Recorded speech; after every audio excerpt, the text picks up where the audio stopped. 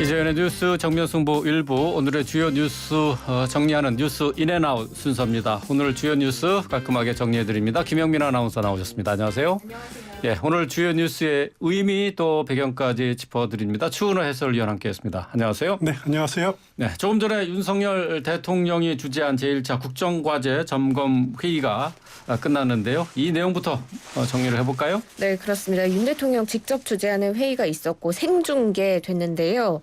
이 회의가 생중계된 게 지난 10월 27일에 있었던 제11차 비상경제 민생회의 기억하실 겁니다. 여기에 이어서 두 번째입니다. 애초에 100분 예상을 했는데 훨씬 이제 뛰어넘어서 그렇죠. 150분 가량 예. 진행이 됐고요. 국민과의 대화 형식으로 생중계가 됐습니다. 회의가 크게 세 가지 주제로 나뉘었는데 경제와 민생, 지방시대의 비전과 전략, 3대 개혁과제, 연금 노동 교육 이렇게 세 가지로 나뉘었고요. 오늘 점검회의에 국민 패널 100명을 포함해서 150명이 참석했고 패널은 정책 수요자를 중심으로 각 부처의 추천을 통해 선정됐습니다. 오늘 YTN TV를 통해서도 또 라디오를 통해서도 이 국정과제 점검회의가 생중계됐는데요. 오늘 회의에서 어떤 내용이 논의됐는지 자세히 뉴스인 부탁드립니다. 예, 윤석열 정부는 이제 국정 목표가 6개가 있죠. 6대 국정 목표 그리고 6개 약속이 있고 국정과제가 120대 국정과제 이렇게 표현합니다. 그러니까 이것은 윤석열 정부의 어떻게 보면 앞으로 운영할 청사진 그리고 실천 계획 이런 것들을 담았다고 보시면 될 것 같은데 그러니까 120대 국정과제가 임기 5년 동안에 풀어야 할 국정 운영의 축이다 이렇게 보시면 될 것 같고요. 아시다시피 국정과제는 취임 초기에 강력하게 추진해야 됩니다. 새 정부가 힘있게 일할 시기가 사실 1년, 2년이라고 흔히들 말하는데 특히 취임 첫 해는 임기 동안에 추진할 국정과제 큰 방향, 틀 이런 것을 잡는 점에서 굉장히 중요하지 않습니까? 그래서 취임 7개월 정도 지난 시점에서 또 그리고 2022년이 가기 전에 국정과제를 추진하는데 7개월 동안 추진하다 보니까 방향이 제대로 잡혔나 또 잘못 가고 있는 것 아닌가? 이걸 한번 점검하는 것이 필요하겠죠. 네. 그리고 내외부의 한계가 무엇인지 또 어떻게 풀어야 될지 이런 것들도 정리할 필요가 있었을 겁니다. 사실 국정과제라고 했지만 하나하나가 우리 국민 생활과 밀접하게 연결되어 있는 문제들 아닙니까? 그렇기 때문에 대통령과 정부 부처장관 그리고 국민들이 함께 모여서 이거 회의를 했다라는 것 어떻게 보면은 우리 사회가 어떻게 가겠다라는 것을 모색하는 길이다. 이렇게 라는 점에서 나름대로 의미가 있다는 생각이 됩니다. 120대 국정과제 워낙 분야가 광범위하기 때문에 오늘은 큰 카테고리를 세 가지로 이렇게 추려서 압축했더라고요. 네. 경제와 민생 그리고 또 지방시대 또 3대 개혁과제 이렇게 압축했는데 당초 대통령실이 이 회의를 개최한다고 해놓고서는 그때 이제 세 가지가 아니라 네 가지를 한다 그랬습니다. 미래 먹거리까지도 이렇게 포함시켰었는데 근데 미래 먹거리 주제는 이번에 빠졌습니다. 네. 그거는 10월 27일에 그때 비상경제 민생회의 때 미래 먹거리 문제 이야기 많이 하지 않았습니까? 네. 그래서 좀 중첩된다. 그래서 오늘은 회의에서는 빠졌고요. 그러다 보니까 외교안보 분야가 전혀 언급이 안 됐죠. 이것은 대통령실 설명으로는 내년 상반기 중에 2차 회의를 한번 더 하겠다라고 하는 겁니다.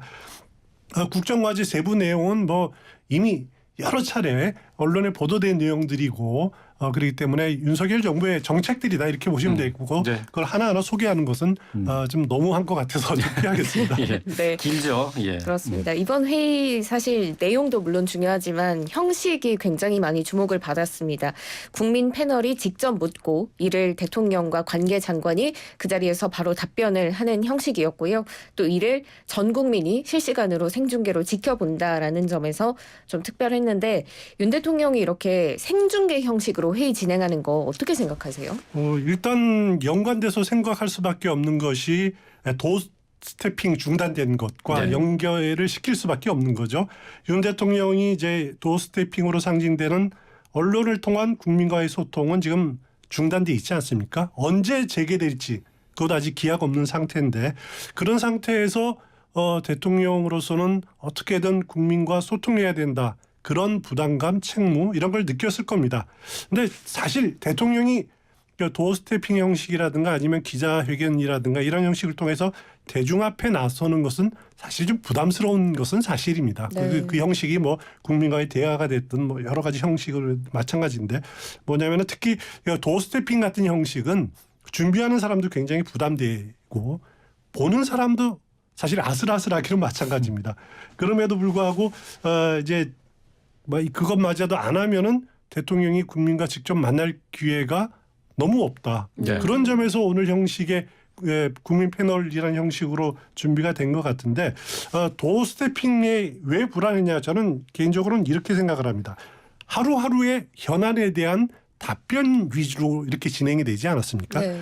그러다 보니까 대통령이 정부 내에서 충분히 여물지 않은 정리되지 않은 일과 정책을 이렇게 답하는 경우가 있었고 그럴 경우에 이게 정부 일선 부처에서 현장에서 일을 할 때는 대통령의 지침이 되기 때문에 그걸 거슬려서 어떻게 하기가 굉장히 어렵고 그래서 일선에서는 퇴근길 도어 스태핑을 하면 어떠냐는 말도 나오지 않았나요? 그건 어떻게 생각하세요? 그러니까요. 일단 제일 중요한 거는 대통령이 하루하루의 일과에 대해서 당면한 과제들에서 너무 매몰되다 보니까 국정 운영의 큰 그림 그러니까 우리 사회가 가야 될 거대 담론 이런 것들을 좀 집중해야 되는데 그런 부분들이 너무 이렇게 좀 약해졌다라고 하는 그런 측면들이 있습니다. 그러니까 큰 국정 과제에 대해서 대통령이 자신의 철학을 밝히고 운영 방향을 밝히는 그런 담론을 던지고 또 여기에 대해서 긍정, 부정 이런 반응을 얻고 그래서 또 다시 정리해 나가고 하는 그런 좀 긴 호흡이 필요한데 그 하루하루 당면 과제에 매몰되다 보니까 그런 점들이 부족했다는 거죠. 그런 점에서 국정점검회의 이걸 국민 패널을 통해서 대하는 거는 나름대로 의미는 있다. 그러니까 국정과제는 큰 틀을 하는 형식이니까. 근데 예. 솔직히 대화 형식이 좀 지루했던 것은 사실입니다. 워낙 시간이 길었고요. 예. 그래서 이제 또 여기서 관심을 가지게 되는 것은 이제 내년 초에 연두 기자회견이 어떻게 될 것이냐라는 겁니다.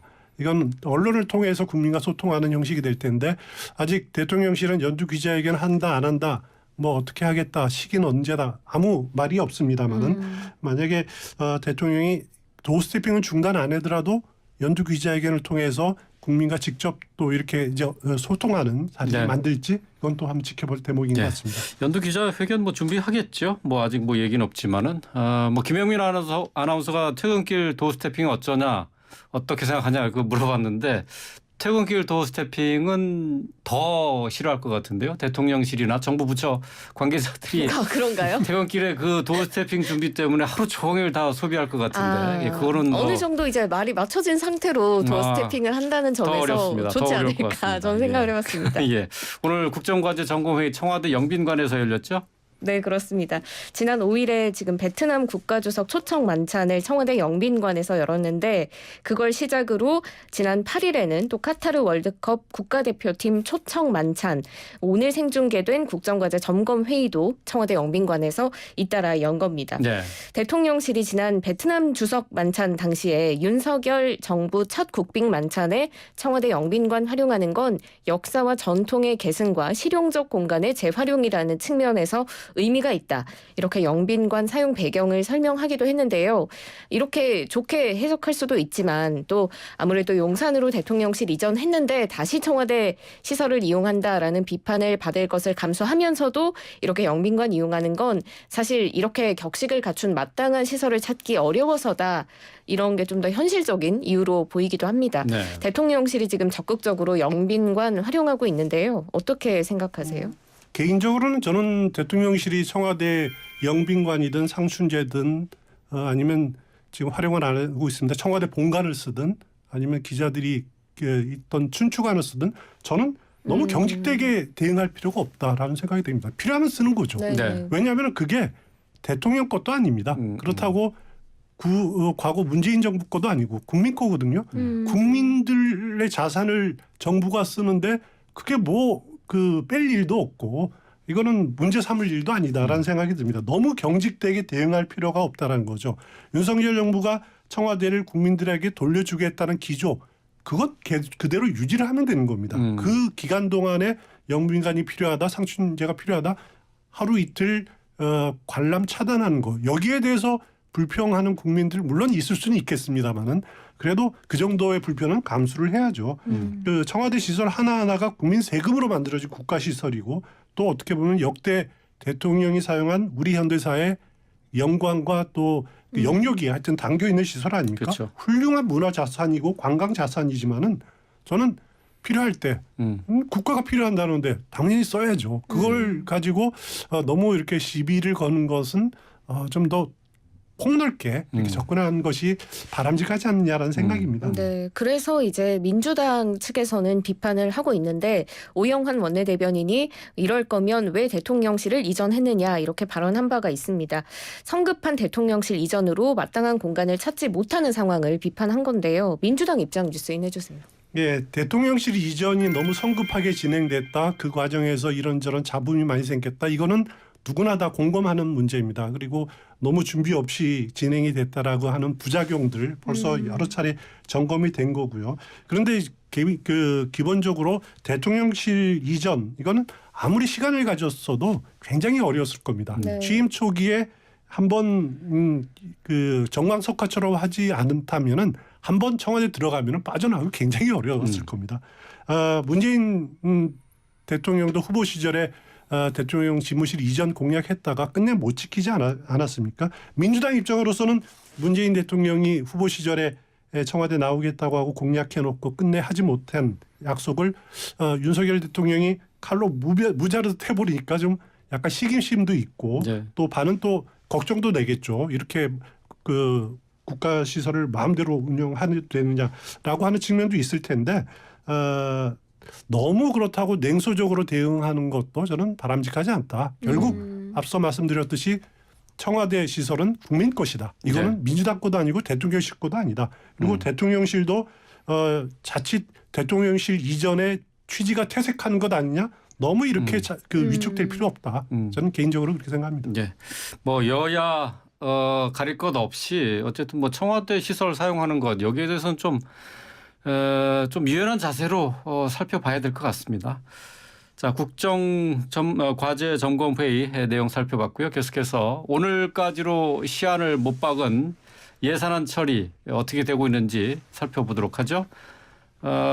지금 김진표 의장이 예산안 중재안을 내놨는데 이게 민주당에서는 수용하기로 했어요. 네, 그렇습니다. 지금 가장 큰 쟁점인 법인세 관련해서 김진표 국회의장은 현행 법인세 최고세율 25%에서 1%포인트 인하한 24%로 하자 이렇게 최종 중재안을 제시했는데요. 네. 단 1%포인트라도 인하해 최근 글로벌 공급망 재편 과정에서 투자처를 찾고 있는 외국인 직접 투자를 가속화하는 마중물 역할을 할 수 있도록 해야 한다. 이렇게 밝혔습니다. 그러면서 양당 원내대표를 향해서 두 분 모두 오늘 국민들께 반드시 좋은 소식을 줘야 한다는 점을 잘 알고 있을 것이다 라면서 합의를 당부했는데요. 네. 오늘 민주당 이재명 대표가 긴급 기자회견 열고 이 중재안 받아들이겠다라고 말했습니다. 민주당은 고심 끝에 대승적 차원에서 국회의장의 뜻을 존중해 중재안을 받아들이기로 했다. 국회의장 중재안이 민주당 뜻과 일치하는 건 아니지만 어려운 경제 상황을 고려해 이같이 결정했다. 네. 정부 여당도 의장 중재안을 수용해 주길 바란다고 밝혔는데요. 오늘 민주당이 김진표 국회의장의 최종 중재안을 전격 수용한 배경은 어디에 있다고 보세요? 일단 김진표 국회의장이 그런 표현을 한 적이 있습니다. 국회의장 경선 위한 당내 경선 때 나에게는 민주당의 피가 흐르고 있다. 무소속 국회의장이지만 이렇게 표현한 적이 있지만은 저는 이번 그 협상을 쭉 중재안을 두 차례 내는 걸 보고 네. 김진표 의장에게는 역시 그 세제 전문 공무원의 피가 또 역시 한편으로 흐르고 있구나. 네. 왜냐하면 김진표 의장은 재무부 세제실에서부터 근무한 걸 시작으로 해서 재경부입니까? 그 세제실장 그리고 경제부총리 어떻게 보면 우리나라 세제에 대한서는 최고 전문가 중에 한 분입니다. 네. 그러다 보니까 주호영 박홍근 원내대표는 정치 또 뭐 아니면 법관 혹은 시민사회운동 전문가지만은 사실 세제 전문가들은 아니거든요. 네. 사실 협상 이렇게 하다 보면은 두 원내대표를 보는 김진표 의장의 마음은 번데기 앞에서 주름 잡는다 이렇게 생각을 했을 겁니다. 첫 번째 그 중재안을 냈던 것이 법인세율 25%는 유지하되 2년간 유예하자라는 중재안은 민주당이 거부해서 안 받아들였죠. 그리고 최종적으로 제시한 안은 25% 정부 안에서 1%포인트 내리자. 그러니까 24%로 하자라는 중재안을 제출했습니다.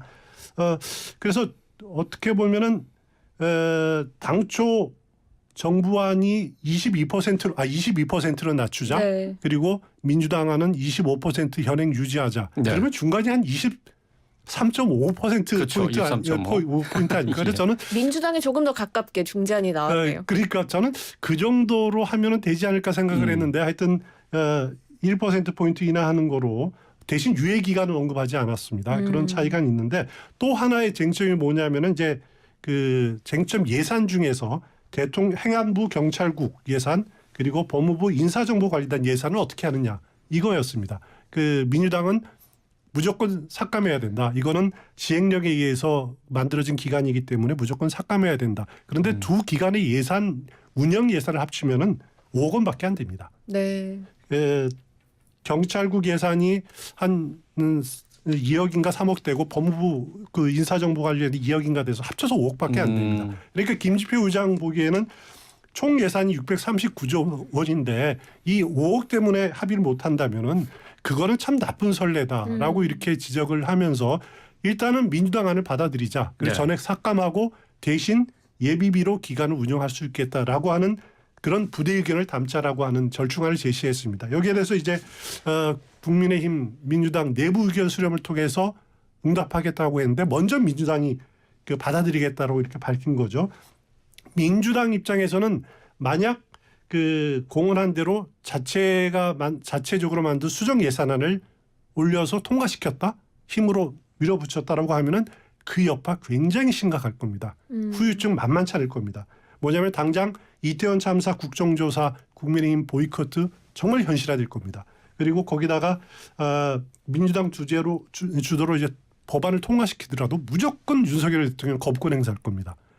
그리고 검찰 이재명 대표 등 이제 민주당을 겨냥한 수사들 더 가속화될 겁니다. 결국 우리 정치의 대화 타협 없어진다는 거죠. 너는 너, 나는 나 이렇게 자기 갈 길 가겠다. 대결의 정치 그냥 일상화될 겁니다. 민주당도 결국 이렇게 되면은 사실 야당이 힘이 없거든요. 그렇기 때문에 굉장히 그 불리하다라는 점 충분히 인식하고 있고요. 또 그렇다고 국민한테 호소하면 되지 않느냐? 그런데 국민들의 마음을 사로잡을 수 있을까? 그것도 아직 자신이 없는 부분들이죠. 그래서 이 선에서 받아들이는 것이 현실적이지 않느냐 이런 생각을 했으리라고 저는 생각을 합니다. 네, 일단 강경한 입장이었던 민주당이 중재안을 받아들이면서 협상에는 물꼬가 좀 트이는 모습인데 아까 해설위원께서 이제 중간이면 23.5% 정도 되지 않을까 하셨지만 조금 더 민주당의 입장에 가까운 중재안이 나왔는데 정부 여당도 받아들일까요? 일단 그 국민의힘 경우에는 주호영 원내대표가 대통령 주재 국정과제 점검회의에 참석했습니다. 그렇기 때문에 아직 그 의견 수렴을 어느 정도 진행됐는지는 잘 모르겠습니다만 아직까지는 가타부타 입장이 나오지는 않았더라고요. 그런데 법인세 부분은 저는 동의를 할 수 있을 거다라는 생각이 듭니다. 일단 당초 정부가 제시한 원안의 목표에는 못 미쳤지만은 그래도 일단 시작을 해본다. 라고 하는 측면에서는 받아들일 수 있다는 생각이 들고요. 또 그 법인세 사실보다 이제 25% 지금 현재 최고 세율이 25%인데 여기에 또 이제 지방세가 또 10%가 붙지 않습니까? 그래서 실질적으로는 27.5%가 최고 세율이 되는데 이 지방세 부분들을 좀 조정할 수 있는 방법들도 있습니다. 지금 어떻게 되어 있냐면 2014년부터 법인 지방세의 경우에는 공제도 감면도 안 되도록 그렇게 법이 바뀌었거든요. 네. 그 부분을 좀 풀어주자. 그러면 지방세 특례 제한법을 고쳐서 지방 법인세에 이제 감면한다든가 공제할 수 있다든가 실질적으로 인하하는 방법도 충분히 있다. 국민의힘은 그런 방법으로 좀 대안을 찾아보는 게 어떤가라는 것 저는 개인적인 생각이고요. 네. 그리고 이제 그 경찰국과 인사정보관리단 이거를 그 예비비로 받아들인 거 그건 아마 자존심을 상할 겁니다. 굉장히 자존심을 상할 건데 그래도 현실적인 방법은 나름대로 저는 고려해볼 만한 그 타협안이 아닌가라는 생각이 들고요. 아마 저는 개인적인 느낌으로는 타협 가능하지 않을까 그런 어. 생각이 됩니다. 네. 여야가 어쨌든 예산안에 대해서 막판 타협 가능성을 좀 보여주고 있는데 어쨌든 접점을 찾게 되면 오늘 처리도 가능할 것 같습니다. 자, 예산안이 처리가 된다면 본격적으로 이제 국정조사에 대한 논의도 이어가겠죠? 그렇습니다. 오늘 긴급 기자회견 연 민주당은 이렇게 밝혔습니다. 예산안 처리와 함께 정치권이 국민에게 드린 이태원 참사 국정조사에도 본격적으로 착수해야 합니다.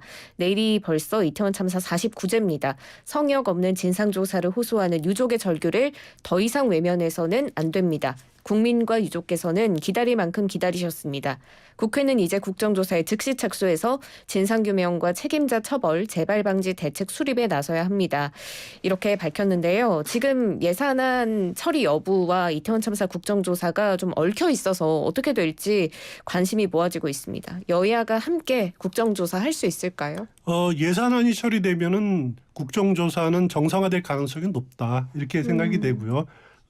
물론 이제 조사 대상 기간 선정이라든가 청문회 일정 이런 거 잡는 거에 난항은 예상되고 또 국정조사 기간이 이제 얼마 남지 않지 않았습니까? 네. 내년 1월 7일인가 그런데 그거를 또 연장하는 문제. 네. 그 문제가 걸려 있기는 하지만은 뭐 그 과정에서 이렇게 또 설왕설래 또 싸움박질이 있겠지만은 그래도 예산안이 해결되면은 하기는 할 거다. 굴러갈 네. 것이다라는 생각이 듭니다. 네.